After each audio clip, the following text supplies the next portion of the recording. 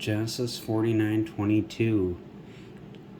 Joseph is a fruitful bow, a bow fruitful beside a well. His branches overclimb a wall. Now it's funny too, like if you were to look this up, like you could put it like his branches march upon a wall, and I'll get to why that's kind of cool later. But masters of arrows provoke him, and they shoot arrows and hate him. Jeremiah 9:8. Their tongue is a murdering arrow.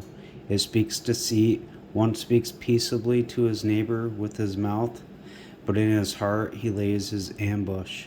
Shall I not punish them for these things, declares Yahweh? My heart not be avenged on such a nation as this? See, just before he said in verse 7, as you will see, I will refine them and test them. For how else should I deal with the daughter of my people? And then, verse 11, and I will make Jerusalem a heap of ruins, a den of jackals in the towns of Judah. I will make a desolation without inhabitant. Think Matthew 23, where Jesus says, Jerusalem, Jerusalem, and, murdering the prophets, your house is left desolate. Just kind of paraphrase that, but you see Jerusalem and Judah tied in together, and there's desolation. So you see in Genesis 49, but masters of arrows provoke, and they shoot arrows and hate them. Their tongue is deceit.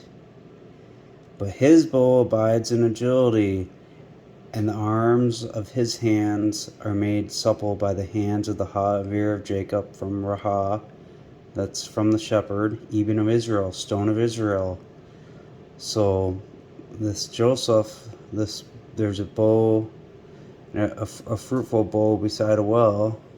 It's like a main branch. You got those two main branches, and then you got branches over climbing a well. You could say marching upon a wall, almost like trampling, treading down. That's what's going to happen at the return. You got people speaking against him, false prophets shooting their arrows, but this one, his bow abides in agility, and the arms of his hands are made supple by the hands of the mighty one of Jacob from the shepherd, the stone of Israel. Okay, so Psalm 18. Remember, I covered this one in my last video, and my last two videos I did, and so this is like a death and resurrection passage. There's things that line up with what's shown in Psalm 69 with the floods and stuff, and then him crying out to Elohim for help, and he heard my voice out of his temple, and my call came before him into his ears.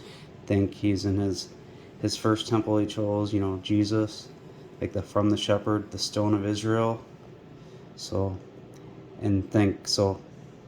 there's waters before him here, floods of useless men in verse 4 overwhelmed me, ropes of the grave entwined me. This is going to be important stuff when I get to when I talk about climbing over a wall and all that. So keep that in mind. And you got he rode on the caribou and flew, how he flew on the wings of the wind. Remember how I showed with the Ark of the Covenant, the mercy seat in that video?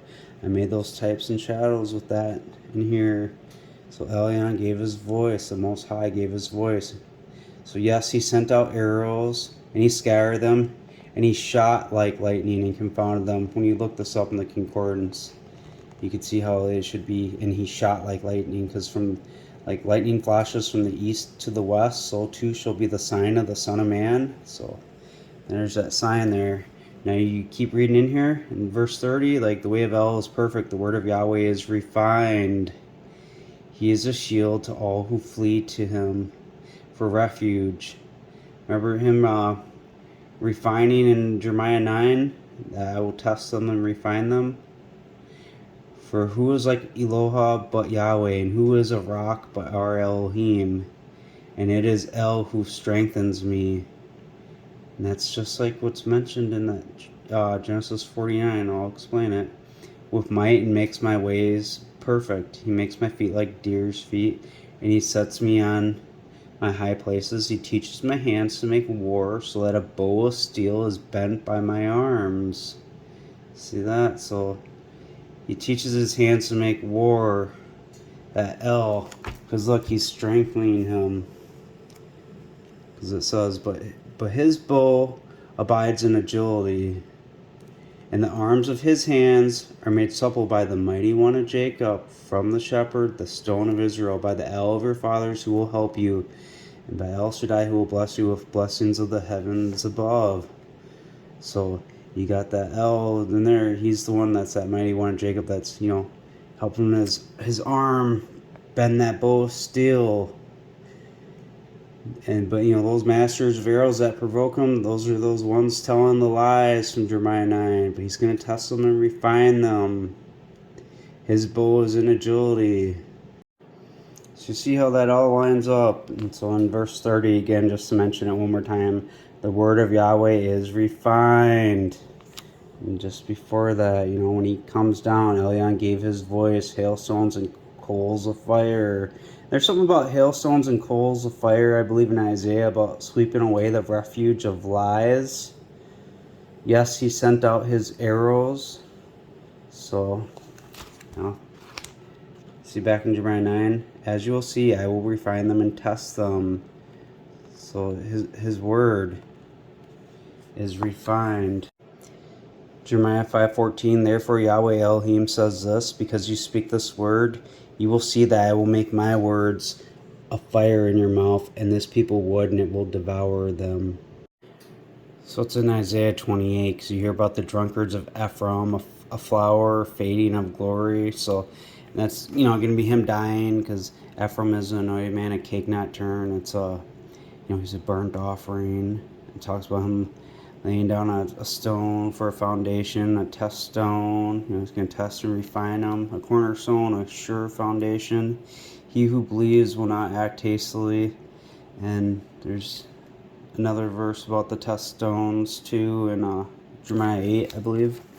But verse 17, and I will make judgment the line and righteousness the plummet, and hail will sweep away the refuge of lies, and waters will overflow the hiding place.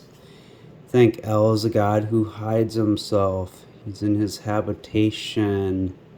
He's that mighty man of war. So when he comes down, you got hail and then the coals of fire. So you got the hail right here sweeping away the refuge of lies, and his arrows come out. And you get to chapter 34, and he's coming down here, and there's a sacrifice in Basra, and then the wild oxen will come down with them, and the bullocks and bulls, and their land will be drunk with blood, and their dust saturated with fat.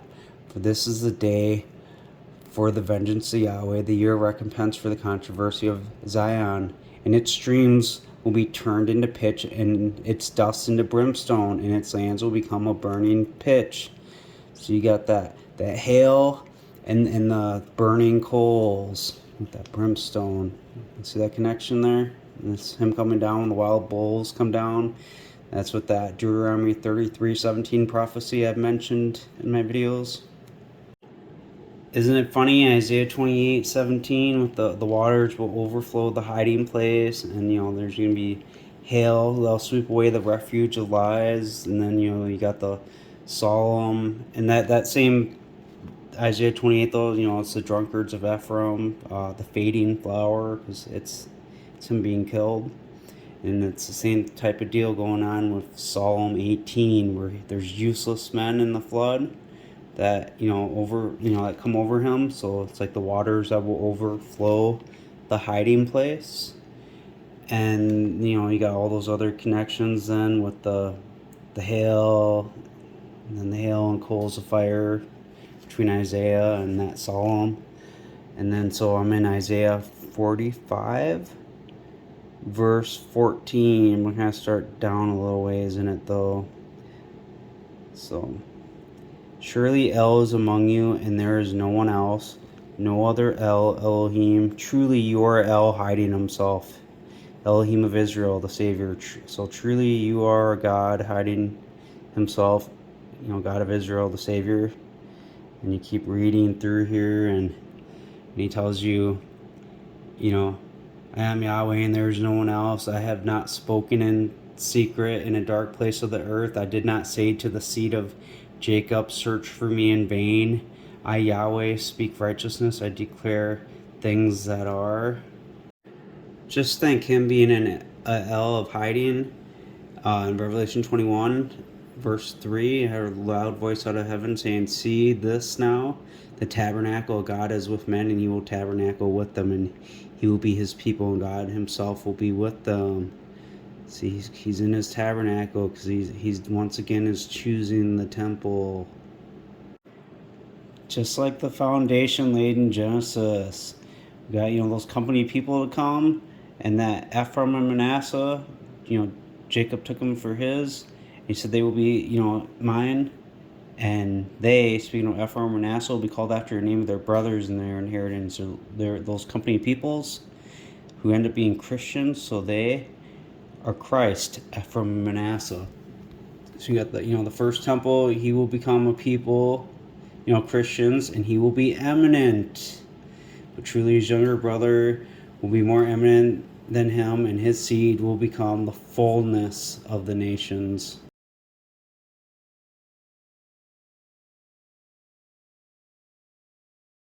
So we see the one that comes second gets the fullness. That's all that it contains, everything that fills. Look, Deuteronomy 33, 13 through 17. And of Joseph he said, "His land is blessed by Yahweh with the precious things of the skies, with the dew and the deep that lies beneath, with the best of the produce of the sun, and the best of the yields of the month, and with the first of the ancient mountains, and with the best of the age-old hills, with the best of the land and its fullness." And just all this stuff here, that it's the fullness, everything in there. That's all that's Yahweh's. It's his. In the favor of him who lived in the bush. Let it come on the head of Joseph, and on the top of the head of him who was set apart from his brothers. And he's set apart by God. And when you see the word holy, that means set apart by God. Like the firstborn of the bullock is his glory.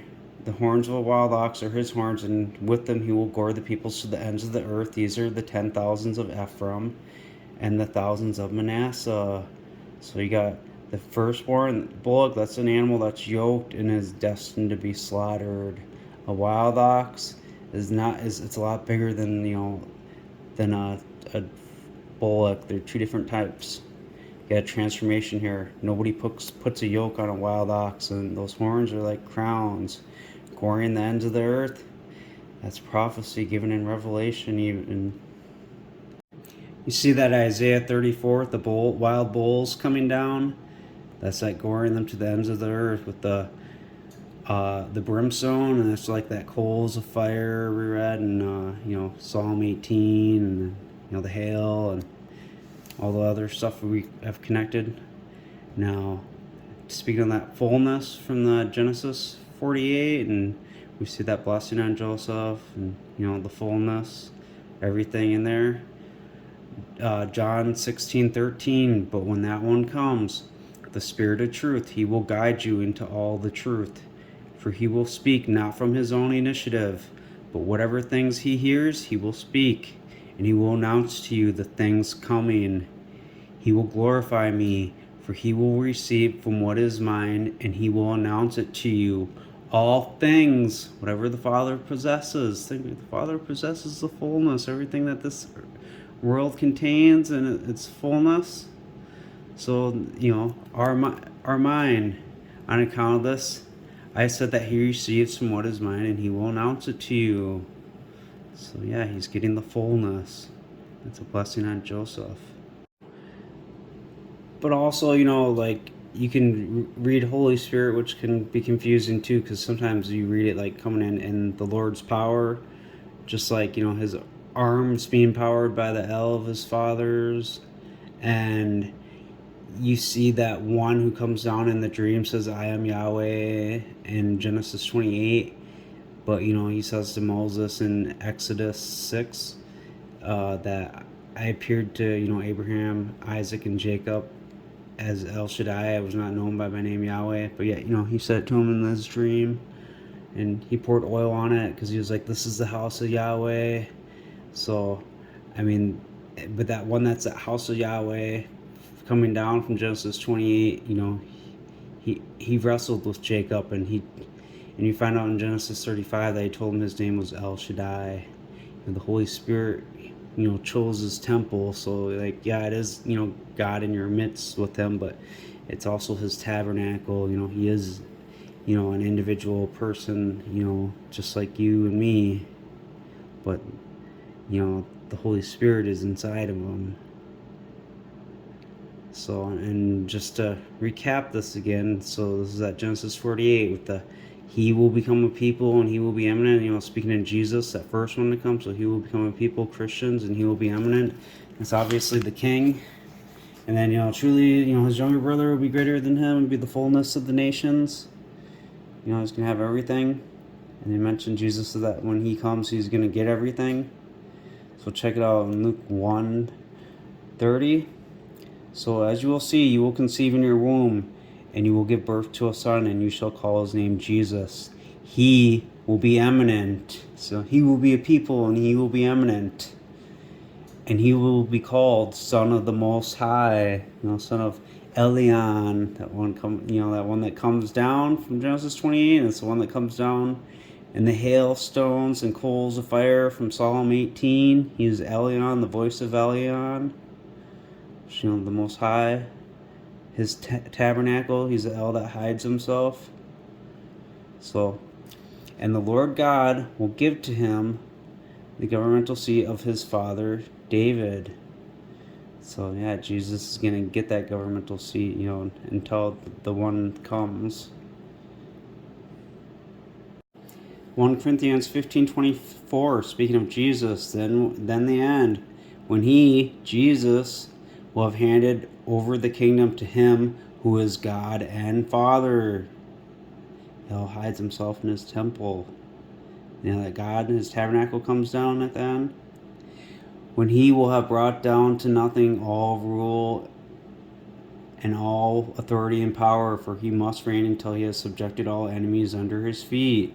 The voice of Yahweh saying to my Lord, sit at my right hand till I make your enemies a footstool for your feet. That's Psalm 110. And then he'll crush the heads, and he'll be exalted as head. And so the last enemy to be brought to nothing is death, for he has subjected everything under his feet.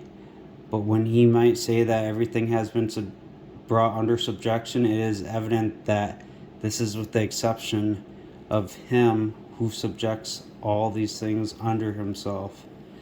And whenever these things have been brought into subjection under him, then the Son himself also will be brought into subjection to him who brought all these things into subjection under himself, so that God might be everything and everybody. And you also see that translated, that God might be all in all, the fullness, everything that fills, everything we're in. See how this is that fullness of the nations coming in? Romans 11:25, for I do not want you, brothers, to be ignorant of this mystery, that you should not be wise within yourself. That blindness in part has happened to Israel until the fullness of the nations has come in. And so all Israel will be saved, as it has been written, the deliverer will come out of Zion, and he will remove ungodliness from Jacob. So like we see, Joseph is a fruitful bow, a bow fruitful beside a well. His branches overclimb a wall. So they shoot arrows at him. His bow abides in agility. He's strengthened by the mighty one Jacob from the shepherd, the stone of Israel. So, and he gets all these blessings, from the blessings above, the blessings of the deep that lie beneath, the blessings of the breast and of the womb, the blessings of your father are above the blessings of my progenitors to the furthest boundary. So it all ends right there, furthest boundary, the fullness, all therein. Of the age-old hills, they will be on the head of Joseph, and on the crown of the head of him who was separated from his brothers. Isaiah 49:1, listen to me, maritime countries, and listen, you people from afar off. Yahweh has called me from the womb. From the belly of my mother he made mention of my name, and he made my mouth like a sharp sword. Remember the stuff we read too? The word of Yahweh is refined, and since you spoke these words, since you spoke this, I'll make your words fire in your mouth. These people would, and they shoot their arrows. And he shoots, his arrow back. The hailstorm sweeping away the refuge of lies, and him in his hiding place with waters going above him, and all that stuff. all connected. So, in the shadow of his hand, he hid me. Think too, those two hands, put the hand over Manasseh and the hand over Ephraim. And he made me into a polished arrow. So think their arrow is their tongue of deceit, and they got his arrow, and he's speaking truth. It's his word. And out of his mouth is a sharp sword. In his quiver he has hidden me. He's got him twice hidden here. Maybe this guy didn't even know about it when he was called initially. So in the shadow of his hand he hid me. I think Jesus cast a big shadow. So and there's also, I think, verses talking about the shadow of death. So I think Jesus dying, there's like kind of another layer to it. I think that's in Psalm 80. And I think Lamentations 4 speaks of a shadow of death and breath of their nostrils. Something like that. But anyways, he's asked, when will these things be, and what will be the sign of the completion of your magisterial presence and then the completion of the eon? So he's speaking in relation to the end of the eon, She's going up to that day. And he makes mention, in this gospel, the kingdom will be proclaimed in all the inhabited world with a view to a testimony. Remember, Jesus spoke about one testifying of him too. So when you see the abomination of desolation spoken by Daniel, and Daniel talks about an anointed man coming in that fortress sanctuary, the daily sacrifice, that being taken away. Speaking of a person. So, and then he ends up saying down here, for just as lightning comes from the east and flashes as far as the west, so also will be the magisterial presence of the Son of Man. Think of that Psalm 18 for that. He shot like lightning. So, and then Nahum 2, 1 through 4. Speaking of he who scatters. It's that one that came down, Psalm 18. He scatters them. And there's mention of him making them run away in Jeremiah 50. That's them scattering. And it says, in most translations put they gleam like light torches and dart like lightning. But it should be he, gleams like torches, like a torch, or like lightning, and darts like lightning. It's that sign of the Son of Man. So for wherever there might be a carcass, that one that's going to die, there the eagle will be assembled. When you look up that word in the concordance, you can translate it as assembled, because he's going to be resurrected with eagle wings. It's that transformation from Deuteronomy 33, from the firstborn bullock to the wild ox. And then you hear about the bulls coming down with the brimstone. That's like that coals of fire when he comes down, and the hail. Psalm 81, give ear, O shepherd of Israel, you who lead Joseph like a flock, you who sit between the cherubim, shine. Think, that from the shepherd, the stone of Israel. And then this verse, I should have put it in that the mercy seat, the Ark of the Covenant video I did. I should have put this one in there too, because then you'd see that one sitting between the cherubim. That's that one that's in the middle above it, from Hebrews. Now it's not the time to speak of it. Because the shepherd, he's leading that Joseph. That second one to come, he's that one that's flying above it. He's the one sitting between the cherubim where the mercy seat is. So you got the two on the side, and they're facing the mercy seat with him looking at them. So they would be here, and then him kind of like right here. Boom. But now if you go down here more, and I think it talks about Egypt and all that, and where is it? Yep, the hills were covered with its shadows, and its boughs were mighty cedars. And so, why have you broken down her walls? So all those who pass by pluck her to do. So, look, visit this vine, in the vineyard your right hand planted in the branch. And those words too, that bow, a fruitful bow, Joseph, you can also put that like as vine too. And then your branches over climb a wall. But you made strong for yourself. It burned with fire and cut down. They perished at the rebuke of your countenance when he comes down. So let your hand be over the man of your right hand. I think that was Ephraim. with the blessings from Genesis 48 on the Son of Man. You have made strong for yourself. You made, in Psalm 18, you made his arms so he could, or his hands ready for war, so he can bend a bow of steel. And, the sign of the Son of Man flashing like lightning, and you see, stuff like that in that Psalm 18, but back in Isaiah 49, so he made mention, or he made my mouth like a sharp sword, and in the shadow of his hand he hid me. So it's Jesus kind of making a shadow of that too, And he hid me into a polished arrow, and he made me into a polished arrow. In his quiver he has hidden me. So check it out now. So his mouth a sharp sword, a polished arrow. Son of Adam, Ezekiel 21:9.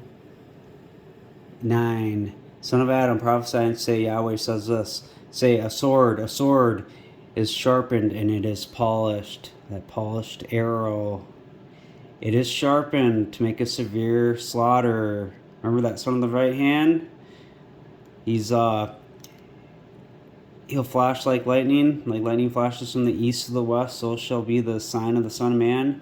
It is polished so that it might flash like lightning. But it's got to die first and then be resurrected. Where the carcass is, there the eagle will be assembled. How can we rejoice? It despises the scepter of my son as if it were any tree. And trees are allegories for different peoples and stuff. So, and because that's Jesus, has given it to be polished so that it might be taken by the hand. The sword is sharpened and it is polished to give it into the hand of the destroyer. So that one he has to die. It's that scepter going to that hand, and it's like a stick, and the stick is going to be burnt up, like it says in Zechariah. So yeah, it's going to the destroyer. The carcass will be there. The eagle will be assembled, and you'll see it flash like lightning. So that's Zechariah 3. Joshua standing before the messenger of Yahweh. That messenger, that's Jesus in this figure here. So, may Yahweh who has chosen, it's the temple, rebuke you. Is this not the stick plucked out of the fire? Joshua was clothed with filthy garments, because Joshua was that stick there, and they put the lie there. Because they even try to do it the previous chapter and say Yahweh will inherit Judah, but it's speaking of Ephraim or Joseph, however they would have worded it, because it's talking about his firstborn. In his portion in the appointed land, and he will once again choose, it's the temple, not Jerusalem. Because look, be silent, all flesh, before Yahweh, for he has roused himself out of his appointed habitation. He's not rousing up, like a whole city or whatever. Like, this is talking about that resurrection to come, from where the carcass is, the eagle will be assembled. Because look, when it says he'll choose, which should be the temple, he says, then be silent, all flesh. Let all the earth hush, keep silence before him. See that? But Yahweh is in his appointed temple, Habakkuk 2:20. Micah 6:9. Yahweh's voice cries out to the city of, and those of true savability will regard your name. Hear the staff and him who appointed it. So that stick put in the fire, plucked out of the fire, it's the temple. Hosea 7:8. Ephraim is the anointed one among the people. Ephraim is a cake not turned. That's a burnt offering. That's a stick plucked out of the fire. Now, the word they got is mixed himself. When you look it up, you can translate it anointed one. That's the same word translated anointed in Psalm 92:10. But you will exalt my horn like a wild oxen's. I will be anointed with fresh oil. There's a Joseph reference there. And then a palm tree and all that. So those wild oxen, that's what's used, speaking of Joseph, that transformation from the firstborn bullock to the wild oxen. Those wild oxen come down with the fire and brimstone. So it's that same anointed. And think what it says, I found my servant David, I anointed him with my consecrated oil in Psalm 89. Jesus was was anointed with the Holy Spirit. He didn't have a concentrated oil put on him. I know Mary, I believe it was, put oil on him before his death, some expensive oil, but it wasn't the oil spoken of in Psalm 89. Which that consecrated oil was the blood and flesh of Jesus, which we see types and shadows of it in Leviticus 10, but back in Isaiah 49. So in the shadow of his hand he hid me. He made me a polished arrow, so he might flash like lightning. And in his quiver he has hidden me, and he said to me, you are my servant Israel. And then when he put his hands over the boy, so he said, let my names be in the boy, in whom I will be magnified. Then I said, I have labored in vain. I have spent my strength for nothing and in vain.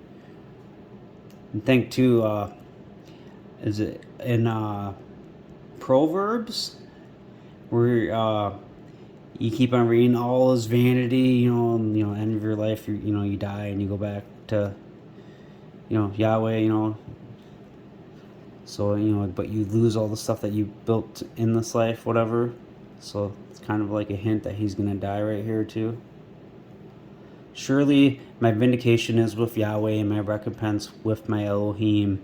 And now declares Yahweh, who formed me from the womb to be a servant, to bring Jacob back to him. Although Israel is not gathered, nonetheless I will be honored in the eyes of Yahweh. I think what I've been telling you guys about Genesis 28, with him coming down, that Yahweh sitting on top of the ladder, it's his temple, because he poured the oil on the rock and made a pillar, because he's like, this is the house of Elohim. And talks about Israel being in the four corners and then being brought back to the land. He saw a dream of the gathering coming back. So this one right here is about him, the one coming back. So Israel is not gathered, but he's the servant to bring Jacob back to him. He's the one from the Jacob's ladder dream, that firstborn one. Where the carcasses, the eagle will be assembled.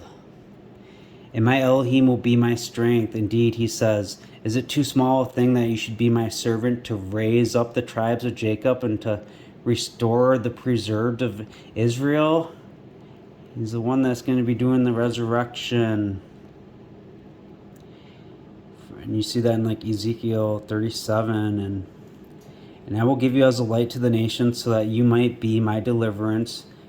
Think too in Genesis 48, the messenger who delivered me from all my enemies. And I've spoken about it, that's that one from Genesis 28. And I've done in more details in other videos.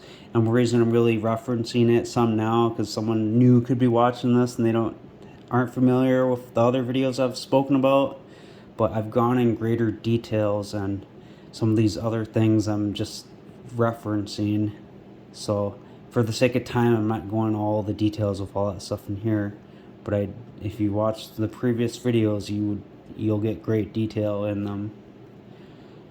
Yahweh, the Redeemer of Israel, it's Quadash, the Holy One, says this to the despised of heart and to the hated nations, to servants of rulers. Kings will see and rise up, and rulers will worship, because Yahweh, who is faithful, Quadash of Israel, Holy One of Israel, and it is you he has chosen. Speaking of this one here, like it says in Jeremiah 49 and 50, the first one that runs away, and it says, who is this chosen man? And it talks about he will raise up, with eagle wings. And, he runs away that first time. They get to chapter 50, and then all of a sudden they run away. And it says, who is this chosen man?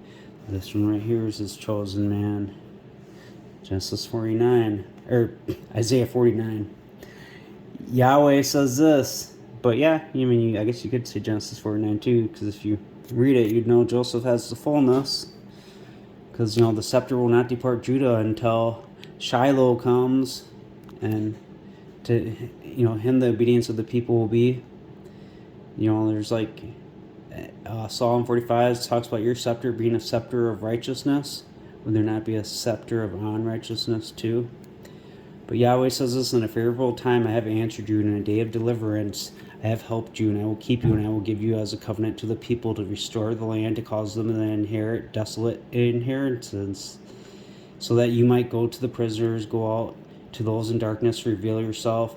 They will feed along the roads and their pastures on the desolate highways. They will neither hunger nor thirst, nor will the heat or sun strike them. For he has mercy on them, will lead them by springs of water. He will cause them to rest, and I will make all my mountains a road, and my highways will be raised. Look, they will come from afar. Look, they will come from the north, from the west, and from the land of Sinim. So we know that one's going to be doing the gathering. And so you see Revelation 14, the Lamb standing on Mount Zion, with him 144,000, a number having the name of his Father written on their foreheads. And so, and right here you got, like, you know, a picture of the 4 stones and stuff, the Jesus, the Ephraim Christ, and, you know, the 2 witnesses. And they're going to come down because, look, the boiling anger of God, which is poured on, diluted into a cup of his indignation, and he will be tormented with interrogation and fire and brimstone in the sight of the appointed messengers and in the sight of the Lamb, and the smoke of their torment will ascend throughout the durations of the eon. Think when the bowls come down and that happens. And if you read, like, in the book of Joel and Nahum, I believe they even kind of compare them like locusts and stuff, because in Revelation 9, the 4 messengers, those are those 4 stones, the Jesus, the Ephraim Christ, the 2 witnesses, kept ready for an hour and for the day and a month and a year. They were released so that they might slaughter a third of men. Think of what it says, Deuteronomy 33:17, about the 10,000s of Ephraim and the thousands of Manasseh. So, you know, that firstborn bullock with his horns being the horns of a wild ox, and he's going to gore the ends of the earth. So, and the number of the army of the horsemen was 100 million. That's how many that are going to be in the army when they're resurrected. There's probably more than double that, though, resurrected, because I'm guessing it's probably all men, but maybe someone might find something that says women are in there too, but I doubt it. I think it's all men in there. But who knows? Let that be a surprise, huh? And I heard the number of them. And in the way I described, I saw the horses in the vision sit on those having breastplates, fire-colored, dusky red, like brimstone. You know, the brimstone coming out of them, and the bulls come down. And the horses were heads like a lion. So it's heads like a lion, and their mouth issued fire and smoke and brimstone when the bulls come down. So a third of men were killed by them. And the smoke and the brimstone that issued out of their mouths. So the power of the horses is in their mouth. Think, the voice of Yahweh, the mouth of him, the leader. And then their tails, and the tails are like snakes having heads. And they cause injury to them. Those snakes having heads, those are those false prophets. See, that hidden one is that one from Isaiah 9:6. For a child is born to us, a son is given to us, and the government will be on his shoulder, and his name will be called Wonderful Counselor, Mighty God, Founder of the Eon, Prince of Shalom. And the increase of the government of his government and shalom will be no end on the throne of David and over his kingdom, to order it and establish it. It's going to be established when he gathers them and brings everyone back to the land with judgment and justice. And from this time on and throughout the duration of the eon, the zeal Yahweh Sabaoth will perform this. Remember, we read about the head being its mouth and the tail being those snakes. Right here, Isaiah 9:14. Therefore Yahweh will cut off the head and tail from Israel, palm branch and bulrush. The head, that's that David one. He's going to be killed, but he's going to, you know, he's that Revelation 12 sign that flies up to heaven for 1,260 days. And then, you know, returns, you know, in one day, in that day of Yahweh, the Lord's day. So you see that palm branch, which was in that Psalm 92, that wild bull and the palm branch and the bulrush. See connections with that Deuteronomy 33, firstborn death, and then transformation to the wild oxen. So, and the ancient and honorable man is the head, and the prophet, and the prophet who teaches lies is the tail. So you see the power of the horses is in their mouth. It's that David, that child that is born to us. And then, you know, the tails, you know, for the tails of the snakes are having heads. You know, those are the ones where they go to make war against him, because the 10 horns you saw represent 10 kings that have not yet received a kingdom, but they receive authority as kings for 1 hour along with the beast. And these have one mind to give up power and authority and the authority of themselves to the beast, and these will make war with the Lamb, and the Lamb will overcome them, because he is Lord of lords and King of kings. And so you see, he gathers them, and so the smoke is filled up, and I saw the sea of glass mixed with fire, and those emerging victorious from the beast in his image and from the number of his name, standing on the sea of glass, holding harps of God. And they sang the song of Moses, the servant of God, and the song of the Lamb. Mighty and wonderful are your works, Lord God, the Almighty. Righteous and true are your ways, King of the nations. Who in no way might be fearful of you, Lord, and not glorify your name? For you alone are set apart. For all the nations will come and worship before you for your righteousness. Your righteous sentences have been brought to light. So this is, after they're victorious, this is a little celebration victory song here.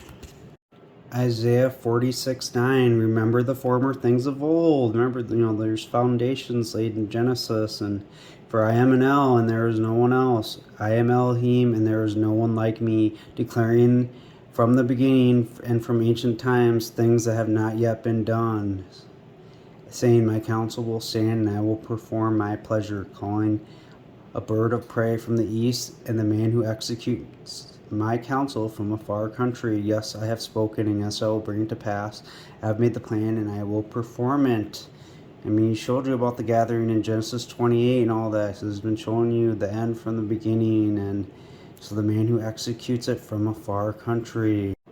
That man from a far country, Jesus gives them a little parable. Those ones thought that the kingdom of God was about to be brought to light at that moment. But so Jesus said, a certain noble man went into a distant country to receive a kingdom for himself, then return. And so I'd read through this whole thing. It's a pretty good one. And it talks about, but as for those enemies of mine who are unwilling for me to rule over them, bring them here and execute them in front of me. And we see that happening, that fire and brimstone. Exodus 15, remember, declaring the end from the beginning. Then Moses and the sons of Israel sang this song to Yahweh, and they uttered these words, I will sing to Yahweh, for he has triumphed magnificently. The horse and its rider he hurled into the sea. And so, yeah, where I've mentioned before too about that first seal, with the rider having a bow on the white horse, I say, well, that's probably, the Ephraim Christ. But, I can see it, being that guy too, because from what I've showed you, if you've watched I got 2 different videos on the mark of the beast that's with I got a couple, I got more than just that, but I got 2 specific ones I'm thinking of. One that's 5 minutes long, and another one that's around a half hour. But it shows you that there's going to be, a fake one where he's got a twin, and the one really dies, and then that like hologram descends out of the sky, and one's gonna like be praying over him or something, and then that fake image is gonna come down and speak. And I don't know if it's gonna come all the way down into his body like a Holy Spirit, like a dove type deal, or if it's gonna be some kind of image of like what people will presume to be Jesus, and speaking, saying, this is my servant, to that fake one.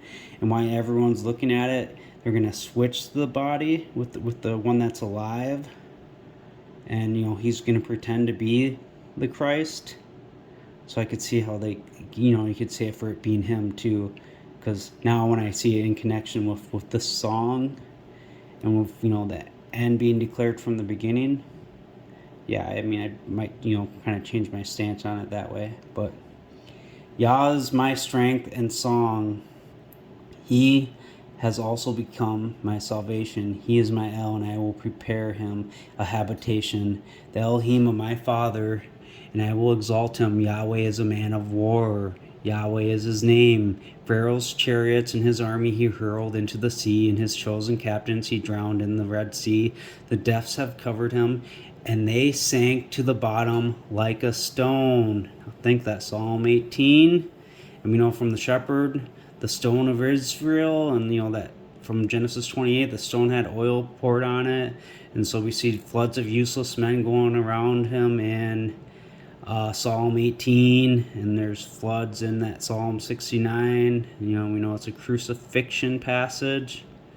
And so if he has floods of water around him, and we know he dies in it, he's sinking to the bottom like a stone would. You see that Joseph reference there. In your right hand, Yahweh, the Ephraim blessing, has become magnificent in power. Your right hand, Yahweh, has dashed the enemies in pieces. Like Revelation 2:26, and to him who comes off victorious and keeps my works until the end, I will give him authority over the nations, and he will shepherd them with a rod of iron. Like clay bowls, they will be shattered into shivers. Like that I also received alongside my Father, I will give him the morning star. So he's given him the rod of iron, the iron scepter. That's Psalm 2. Look, Psalm 2, the kings of the earth rise in rebellion, and rulers take counsel together against Yahweh and his anointed man. David, the one he anointed with his consecrated oil. It says, he who sits in the heavens laughs. Adonai holds him in derision in verse 4. We know Adonai, he's the El who hides himself. And we see how the tabernacle of God comes down at the end of Revelation. Well, so he who sits in the heavens laughs. That's Jesus up there. Adonai, he's where, El is hiding himself in his tabernacle that's, on earth. He's holding them in derision. For I have installed my king on Zion, my appointed mountain. Verse 9, you will rule them with a scepter of iron. You will dash them in pieces like a potter's bowl. Be wise now, therefore, you kings. Be instructed, you judges of the earth. Serve Yahweh with fear and rejoice with trembling. Be ruled by the Son, in case he becomes angry and you perish from the way. For his anger can flare in a moment, the exuberances of all those seeking refuge in him. Back to the Song of Moses. So sinking to the bottom like a stone, his right hand, Yahweh has dashed the enemy in pieces.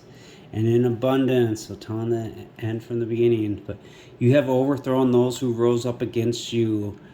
So those leaders that take counsel against him, his anointed man. And so you spread out your anger, consuming them like stubble. Think about Malachi 4, and all the lawless will be stubble in that day, and the Son of Righteousness will rise with healing in his wings. And before that day, he sends Elijah, and I've told you about the Elijah. I made the little connections in the video about, him then being under the tree and drinking that water and that bread, the cakes, and with the other stories and stuff.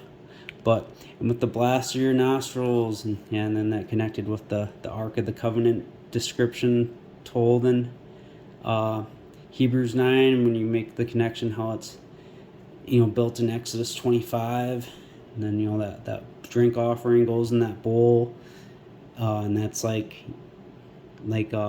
foreshadowing of a belly, because that's like that sacrifice gets poured in there, and the sacrifice, kind of like signifies like the curse.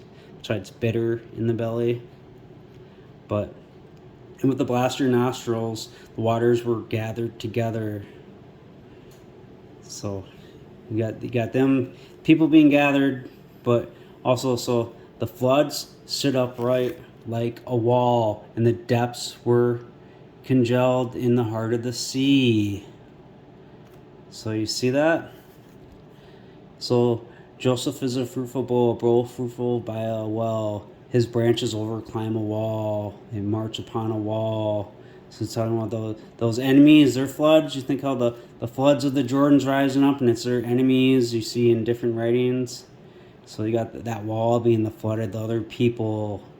They're going to be trampled down by the armies at the return. So his branches climb over a wall. That's what it's speaking of. The enemy said, I will pursue and I will overtake. I will divide the spoil. My desire will be gorged with them. I will draw my sword. My hand will destroy them. You blew with your blast. The sea covered them. They sank like lead in mighty waters. Who is like you, Yahweh, among mighty men? Who is like you, magnificent in separateness fearful in praises, working wonders. You stretched out your right hand, the ground swallowed them. Now think that Revelation 12, where it talks about the ground swallowing them, and this is what's bringing you back to this picture here, telling the end from the beginning. It's because when he returns, the Christ and the witnesses and Jesus, and and he raises up the dead, and they come and take down the enemies. That's them, the ground swallowing them. What you read in Revelation 12. So, in your loving kindness, you led the people you redeemed. You guided them in your strength to your appointed habitation. Doesn't Jesus say in Matthew 23:2, you have one God, the Christ? People have heard, they quaked, trembling ceased the inhabitants of Philistia. Then the chiefs of Edom were afraid, the mighty men of Moab were seized by terror, all the inhabitants of Canaan will melt away. And it talks about, I believe it was right in Isaiah 34, which I didn't read it all, but before it talks about the bulls coming down, I believe it mentions how the mountains will melt with blood. So yeah, Canaan melted away, they're going to be slaughtered. Fear and dread fell on them. By the power of your arm, they will be as silent as stone. Until your people pass through, Yahweh, until the people you have purchased pass through, you will bring them and plant them in the mountain of your inheritance. See, that's that gathering, returning there, the appointed place, Yahweh, you made for yourself to live in the sanctuary, Adonai, that your hands have established. Yahweh will reign throughout the eon and its durations. So we see that hidden servant as the one, where El hides himself, and he's the one that's gonna, bring the armies back. He's spoken of as the stone of Israel, which the oil poured on it. This is the house of Yahweh. So we got Joel, 1:15, alas for the day of Yahweh is near, like a shattering from Shaddai it will come. Is the meat not cut off before our eyes, joy and gladness from the house of our Elohim? So, but there's more I could say on this, but blow the ram's horn in Zion, sound the alarm in the mountain, chapter 2 of the sanctuary. Let all the inhabitants tremble, for the day of Yahweh is coming, for it is near at hand, a day of darkness and gloominess, a day of clouds and thick darkness, like blackness spreads on mountains, a mighty and strong people. And that's what it's like, darkness when he comes down. And I think it might even be spoken like that in Psalm 18. But because the hailstorms and coals of fire. But and mighty people and strong people, the like of whom there has not been from of old, nor would there be again after them, for the years of many generations. So kind of makes me think too that great tribulation has ever been before, or however he words it. Kind of sounds similar here, but a fire devours before them, and behind them a flame burns. Israel a fire, Joseph a flame. Is that Habakkuk? And then Isaiah 10:17. But it talks about I forget what the fire is, but then the Holy One a flame. But the land before them is like the Garden of Eden, and behind them a desolate wilderness. Yes, nothing will escape them. The appearance of them is like the appearance of horses, and they run like war horses. Like the noise of chariots, they rattle along the tops of the mountains. And the blood is going to be on those mountains too. And like the noise of a flame, a fire that devours the stubble. It's going to be all those lawless ones. And like a strong people set in battle formation. Before their face, the peoples are horribly pained. All faces gather heat. They run like mighty men. They climb the wall like men of war. Those floodwaters, being those men, those other people and stuff. And look, they're climbing that wall too. So Joseph, the fruitful bull, his branches climb over a wall. And each marches on his way. So it's like, he's the Christ, a military leader. The king. And they do not break their ranks, nor does one jostle against another. Each marches in his own highway. When they fall on their weapons, they are not cut down. They run about in the city. They run along the wall. They climb up on the houses. They go in at the windows like a thief. The land quakes before them. The sky trembles. The sun and moon grow dark. The stars withdraw their shining. So you get it, because all the smoke of their torment coming up, and that's making the stars and all that go dark. And Yahweh utters his voice before his army. So yeah, the Elion in his voice is like those arrows, and he shoots like lightning, from that Psalm 18. So the sign of the Son of Man. So, for he who executes his word is strong, for the day of Yahweh is awesome and terrifying. Who can withstand it? And just to go back into Zechariah quick, and him choosing the temple, be silent. It's just like the Habakkuk, and he's that. Is this not a stick plucked out of fire? It's that burnt offering. Joshua getting his garments changed, and it's just another Joseph connection, because he's from Ephraim. But verse 6, away, away, flee from the land of the north, declares Yahweh, for I have scattered you like the four winds of the heavens, declares Yahweh. Deliver yourself, Zion, you who live with the slaughter to Babylon. So we know too, when he first dies, he's going to run away, and then when he comes back, they run away. And look, it's from the land of the north. Just want to point out Nahum 2 quick too. He who scatters is coming up against your face. Strengthen the fortress. Watch along the road. Make the loin strong. So, for Yahweh is on his way to bring back preeminence to Jacob. He's going to raise him up, and bring him back to the land. It's that one who gathers. So the plunderers have plundered them and destroyed their vine branches. Jesus and Ephraim. But the chariots flames like iron torches in the day of his making preparation. So, check it out in verse 4. This is speaking about that one who scatters, he who scatters. So, pretty much all Bible translations get this wrong. The chariots will rave as mad in the streets. They will jostle against each other in broad roads. The Babylon broad roads, think of that. But his appearance, is like torches, or you could say it gleams, or like a flame, and he flashes like lightning. Because then you kind of go back to that Joel 2, the he who executes the word of his mouth, the military leader. So it's that Son of Man flashing like lightning. He's the one that makes them scatter. Jeremiah 48:16, the calamity of Moab is near to come. And think Moab was north of the land of Judah, I believe. So it's almost like saying him coming from the north. So mourn for him, all you who are around him, and all you who know his name. Say how the beautiful staff is broken, the beautiful rod. That's that stick plucked out of the fire. If you were to keep reading all this, and you get up to verse 40, or 39, so Moab will be in derision and a dismay to all those around him. Because it talks about them they will howl, saying how it is broken down, how Moab is turned back with shame. But for Yahweh says this, as you will see, he will fly like an eagle and spread his wings over Moab. And they're going to be like women in their birth pangs. They're going to be wailing about that. But you get here, verse 17 of chapter 49 through, chapter 22. But you hear about the coming up like a lion against the swelling of the Jordan, and it talks about the land swelling in previous chapters, and that being people. But I will suddenly make him run away from her, and who is this chosen man I can appoint over the pasturage? Who will stand before me? All that.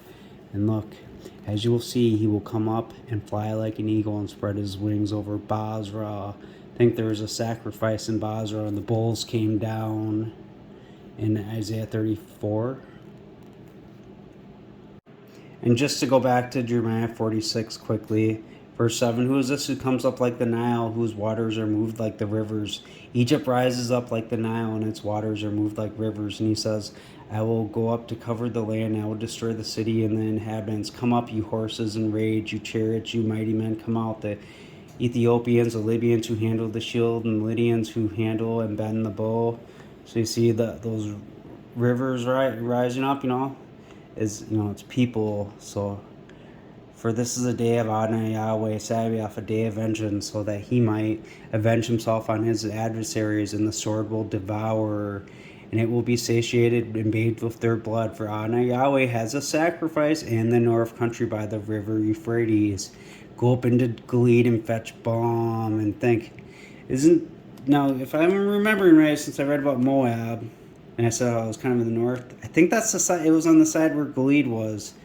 I'd have to double check it and read it again to be 100% on that, but I think that's what it is. It was on that side, and they basically kind of slaughtered them there. I think it's in Numbers. I can't remember though, not off the top of my head. But so you see, he runs away. That chosen man. He will come up and spread his wings. They're gonna be like women in birth pangs. You get to chapter 50, and you get to like verse 40 and work your way down. So, but it said he had a sacrifice in the north, and just like Zechariah said, in the north. So, and as you'll see, people will come from the north in verse 41, and a mighty nation and many kings will be raised up from the remote parts of the earth. That's that gathering part. That's that hidden servant, the Genesis 28 happening, where they're getting returned back to the land. And they will hold the bow and lance, and they won't show any mercy. They're going to be going around Babylon.